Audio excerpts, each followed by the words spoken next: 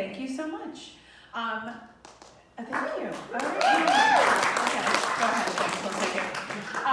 Yeah, right, I'll take it. All right, our last performer, please get ready and welcome Jason Wentworth.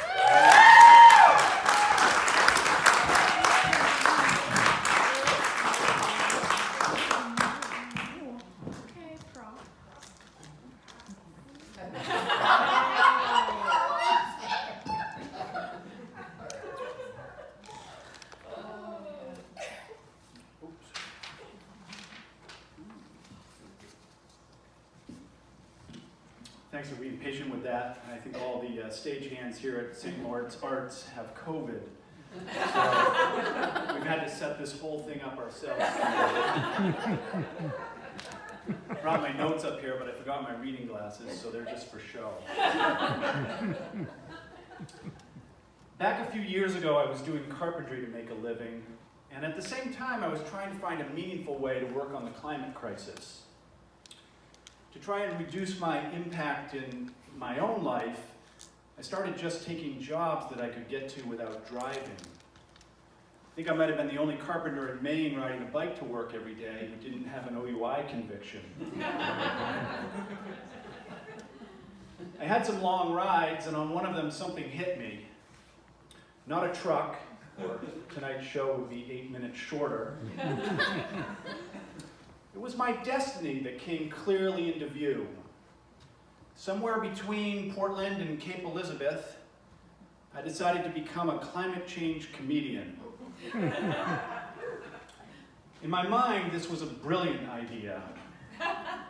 And it seemed like a good opportunity because there really wasn't anybody in this space.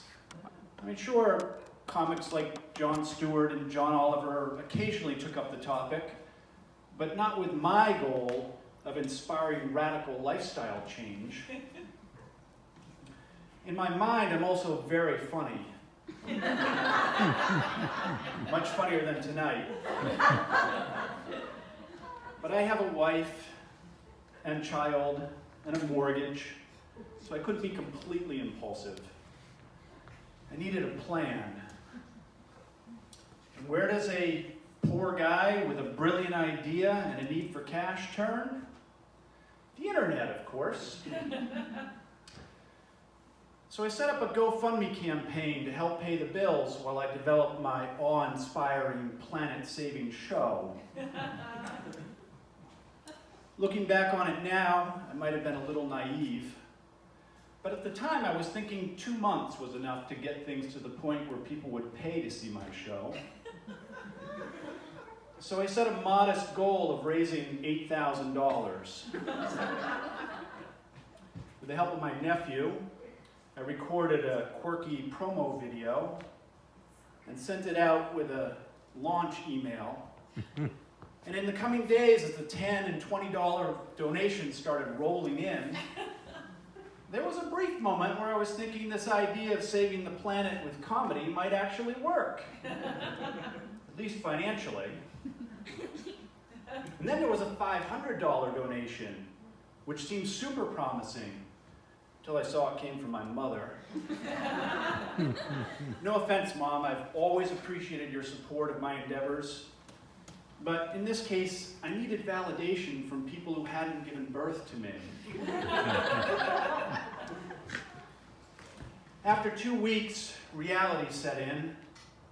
It became obvious that I had reached the limit of my friends and family's generosity, which was something I was always curious about, but at the same time didn't really want to know. In my case, it was $4,578. But having lived most of my life on a very low budget, this was in fact enough to encourage me that I had great potential. I started furiously preparing material and trying it out on my dog. It was a little hard to read unless the joke contains the phrase, "Want to go for a ride?" Somehow I got the idea that saving humanity with humor required a certain element of surprise to be truly effective. So I didn't go to open mics to try out my jokes. I wanted them to be fresh. This may not have been a minor mistake. When I thought I was getting close to ready, I tried my sketch out on my wife and daughter, who'd been super supportive, but didn't laugh the way I had imagined. I attributed this to my daughter being 12 and not ready for my sophisticated humor, and my wife being French and not ready for humor. Sorry about that one.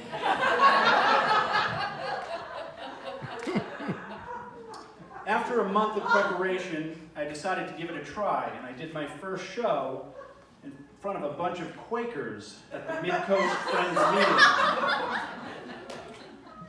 In retrospect, this was a pretty tough audience, given that they worship in silence. I did get quite a few laughs, but I couldn't tell if they were genuine and inspired or just polite. And at the end of the show, I wasn't mobbed by a bunch of adoring fans praising me for my refreshing approach to climate activism, as I had secretly hoped. But I did mention my GoFundMe site at the end of the show, so I thought donations would be a pretty good indicator of how successful I was. I waited in agony for that donor alert email, but with each passing day, my dream of a revolutionary Netflix comedy special faded just a little. A month later, I tried again, this time with some Unitarians. And while they tend to be a lot louder than Quakers, I think they're all broke. Or at least that's how I justified 0 new donations to my Save the Planet fund. At this point, you might be wondering why I started with the church circuit instead of the comedy clubs. The answer is simple. I don't like to stay up late. I rapidly become less funny every minute past 7:30, as you may soon discover. I thought about starting with the nursing home circuit for the convenience of 2 p.m. shows, but I figured in the end that 80-year-olds might not be as concerned as younger people about impending doom.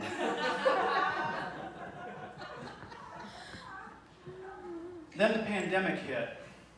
I tried doing a virtual show for members of the Sierra Club. They even paid me, which by some definitions makes me a professional comedian.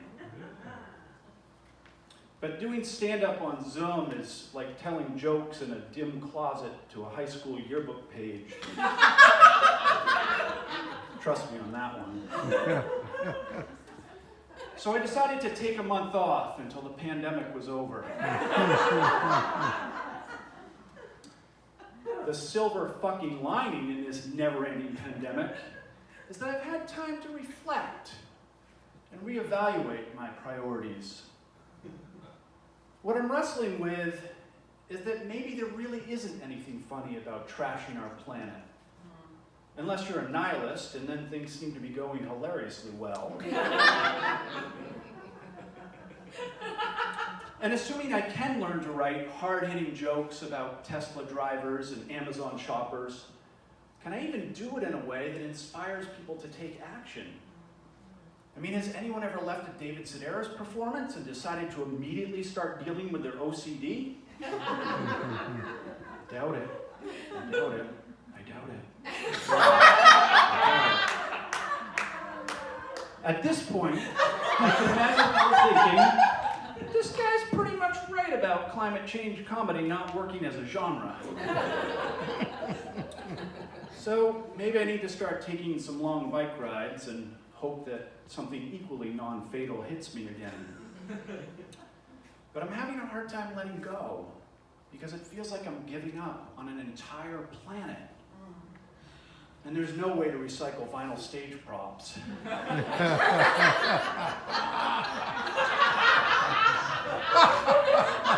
Nevertheless, If you'd like to help me get over my guilt and encourage me to quit, you can make a donation at my GoFundMe site.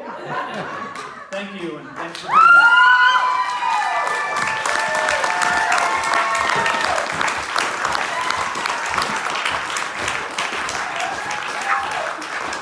Jason Wentworth, everybody.